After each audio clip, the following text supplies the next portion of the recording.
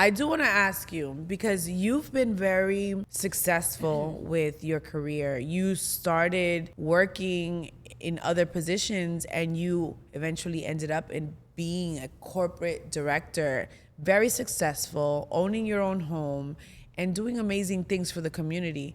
How was it when it was hard? How hard was that when you had so much on your shoulders? And how did you even decide in getting into HR? What is the phrase? You're stuck between a rock and a hard place. Because for my experience, I was in a situation where I had to provide for my children because my other half, other person, refused to. And then on top of that, there's just this guilt of wanting to push yourself harder, to elevate yourself, to make more money, to get to a position where you can bring more into the household.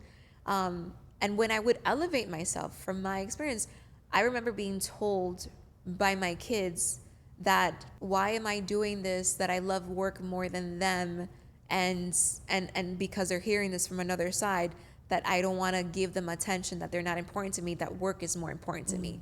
And so it's tough because it's like, yo, like I have to provide for you, but I also have to like do these things to be with you. And I always love up on my kids and do everything I could for my kids. And you know, I'm present, but I'm working 12, 13-hour days because I'm the provider. So it's one of those moments where it's so tough to like be a career focused individual and then still and be a very, you know, presence mother, and then have this guilt and this shame put on me because of the time that I'm working or the hours that I'm working, so that I can build, so that I can take my kids on vacation, so that I can do all these things, buy a home, like everything possible. So it is challenging, but they have always been my why. And that's the reason why I've been able to elevate in my career, because without them, then, you know, like I always wanted to make sure they had what they needed and what they wanted.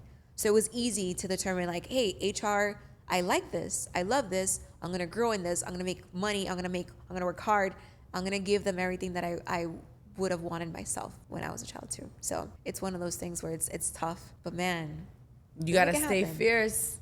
Exactly. Stay fierce and move forward and make a decision like you did. You decided on HR and you focused on it, and now you've grown 15 years working in that industry, and you've definitely succeeded, and it's so beautiful to see you in this position. So here's your first fix for my single mothers out there that are going through their struggle. But you know what? The most important things are these pieces, and I hope this can help either change your mindset or change your narrative, change something to help see that there is a light at the end of the tunnel. One, define your narrative. Redefine your narrative. You expected one thing and it didn't pan out for you. It's okay. Everything happens for a reason. But redefine your narrative. What is your goal? What are you pushing for? What do you want for your family? Once you define that, you put a strategy in place, you make it happen. And know that you have a support system to help you with that. You're not just surviving. You're rewriting the rules. You're going to be surviving and thriving sooner than you expected, but you need to change the mindset. That is number one. The other thing is you need to understand that your support system is everything. Stop saying no. Help is there. You just need to start requesting it.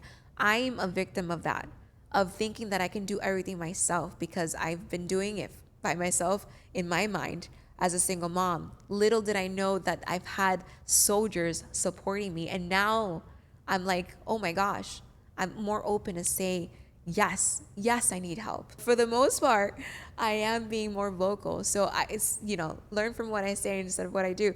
But at the end of the day, you have support no matter what. Tell your story. Speak it loud. Let everyone know. Take the victim mentality out and let them know what you've gone through and what you're doing to be a victor in this situation. You're not weak. You did this by yourself. You're doing this stronger with the system. And at the end of the day, once you realize that you've been a warrior all this time, a protector, it's going to show not only you, but everyone else that you are able to thrive, but even more so when you have that system in place to help support you. Like, you need to understand that you're not weak. And for those that are out there, let them judge. It's okay. You know the truth. Understand your story, but you have people here to support you. You're not by yourself. Stay fierce. You got this.